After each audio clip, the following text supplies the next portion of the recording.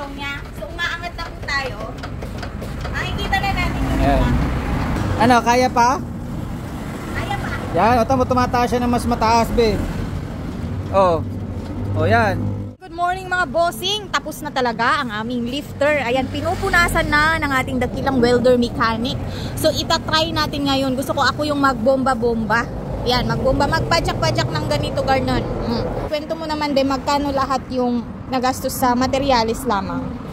Ang materials nito, umabot siya almost 18,000 din halo. Kasi kuha nung jack, mahal masyado.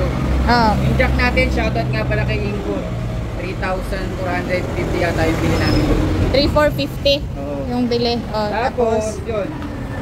The rest, yung mga materials niya, heavy duty kasi yung ginamit natin.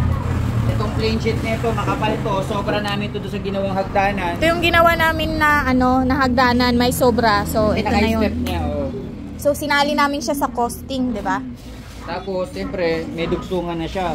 So, sa picture dati, wala pang rampahan. So, ngayon, ipapakita ko yung rampahan. Ito na yung rampahan natin. Rampahan. Movable yan, be. Movable to? Paano i-remove? Iangat lang siya dito. Sige daw. Yan, movable. And then, yung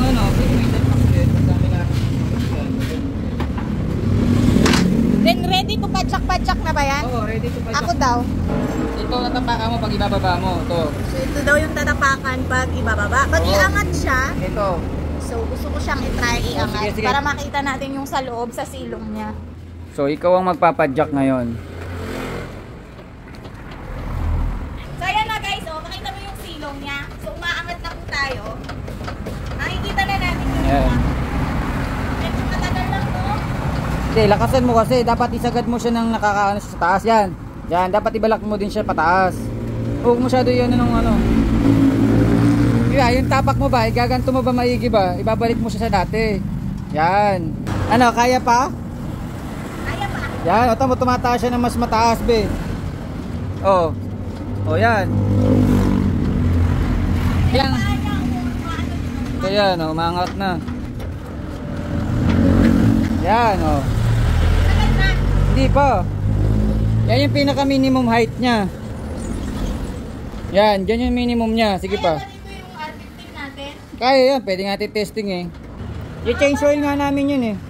Big boy! Hi, sa wakas natapos ko rin ipadyak-padyak. Nakakangalay pala sa paa ito. O siya, itry na natin sa R15. Big boy at dakilang welder, isampan nyo na. Dito lang talaga guys, wala akong tiwala sa stand ng R15. Kasi nga, ang laki-laki ng mukha ng R15. Tapos yung stand niya, ang liit-liit.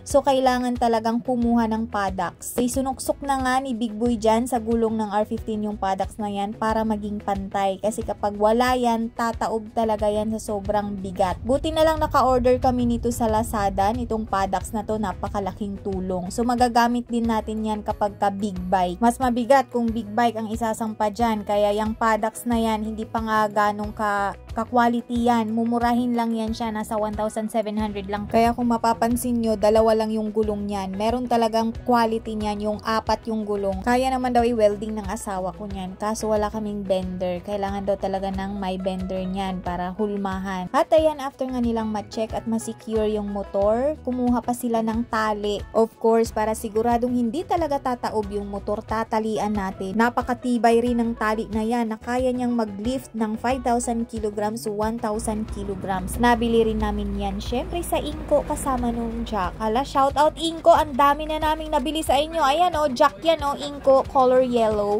Anyway, yung kulay ng aming lifter is color orange. Para talaga pansinin, sigang-siga. Siya lang yung siga dyan sa shop. Well, anyway guys, patapos na sila. Natutuwa lamang ako dito sa shop namin kasi kahit 9 months pa lamang ito, halos nakumpleto na namin lahat ng mga kagamitan at equipments dito na kakailanganin para sa aming services. Magmula sa drill press, diagnostic tools for FI cleaning, at pang-delete ng mga error ng mga motor, ultrasonic for CVT cleaning, at compressor para sa mga kulang ang hangin sa mga gulong, and of course, pang air blow ng mga equipments. At isusunod na pala namin ang TIG welding, kaya abangan nyo. Thank you so much sa panonood. Bye!